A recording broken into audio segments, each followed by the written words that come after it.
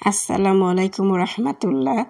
দূরে এবং কাছে যে যেখান থেকে আমার ভিডিও দেখছেন, আশা করি প্রত্যেকে ভালো আছেন, সুস্থ আছেন। আলহামদুলিল্লাহ, মহান আল্লাহ তাআলার অশেষ রহমতে আমিও ভালো আছি, সুস্থ আছি। তো প্রতিদিনের মতো আমি আজকেও নতুন একটি রান্নার রেসিপি নিয়ে আপনাদের মাঝে আসলাম। আমি রান্নার রানী আফরোজা। আপনাদেরকে অনুরোধ করছি পুরো ভিডিওটা স্কিপ না করে দেখতে থাকুন। আজকে আমার অনেক বেশি ঠান্ডা লেগেছে এবং কাশি হয়েছে, যার ফলে আমার গলা ভেঙে গিয়েছে।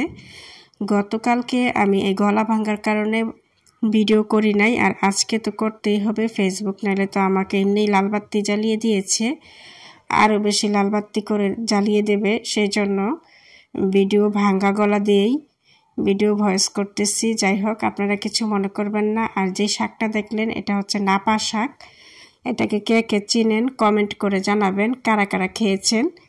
এই শাকটা আমার ভীষণ ফেভারিট। এটা নাকি উত্তর অঞ্চলে এই শাকটা চাষ হয়। যাই হোক, শাকটা আজকে আমার ভালো পড়া নাই, অনেক বেশি পোক্ত হয়ে গিয়েছিল, তাই ডাঁটাগুলো নিতে পারি নাই, শুধু শাকের পাতাটা নিয়েছি।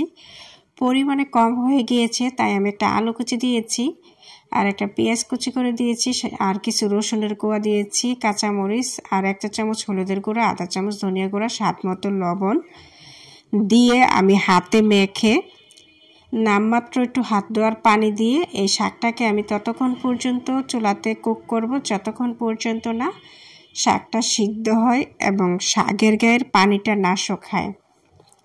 তো আপনারা যারা যারা আমার ভিডিওটা ফেসবুক পেজ থেকে দেখছেন, অনুরোধ করছি ফলো দিয়ে সাথে থাকবেন। ইনশাল্লাহ আমিও সাথে থাকব। আর আপনারা যারা যারা আমার ভিডিওটা ইউটিউব থেকে দেখছেন, অনুরোধ করছি চ্যানেলটাকে সাবস্ক্রাইব করে দিবেন এবং রান্নার নতুন নতুন রেসিপি পাওয়ার জন্য পাশে থাকা বেল আইকনে টিপ দিয়ে ওকে করে দেবেন। তো যাই হোক, শাকটা অনেকটা কুক হয়ে গিয়েছে, কিন্তু পানিটা এখনও শুকায়নি। পানি শুকানো পর্যন্ত আমি শাকটাকে কুক করে নেব। এমনিতেই আমি যে অনেক সুন্দর কথা বলতে পারি তা না, এবং ভয়েসটাও আমার বেশি একটা সুন্দর না, তবে আল্লাহ যা দিয়েছেন আলহামদুলিল্লাহ। আর এর মধ্যে গলাটা ভেঙে গিয়েছে, কথাই বলতে পারছি না। ভয়েস রেকর্ড করতেছি, অনেকেই হয়তোবা আমার কথায় বিরক্ত হবেন।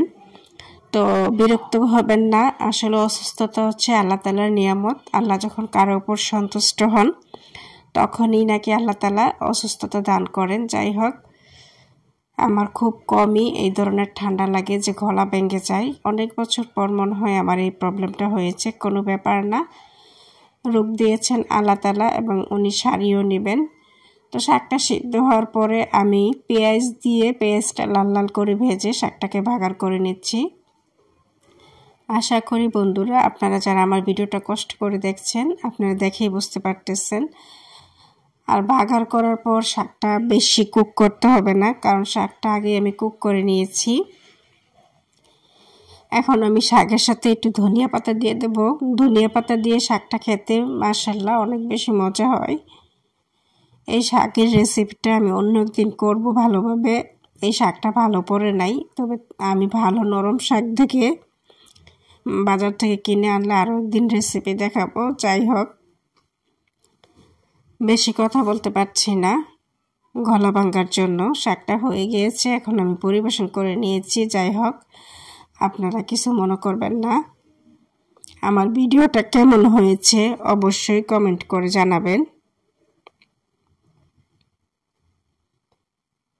এই হইল ফাইনাল লুক। আমি যেভাবে শাকটা রান্না করছি, খেতে কিন্তু দারুণ মজা হয়েছিল। তো আজকের মতো আল্লাহ হাফেজ। আবার ইনশাল্লাহ কোনো আরও একটি ভিডিওতে দেখা হবে, যদি আল্লাহ তাআলা বাঁচিয়ে রাখেন। আল্লাহ হাফেজ।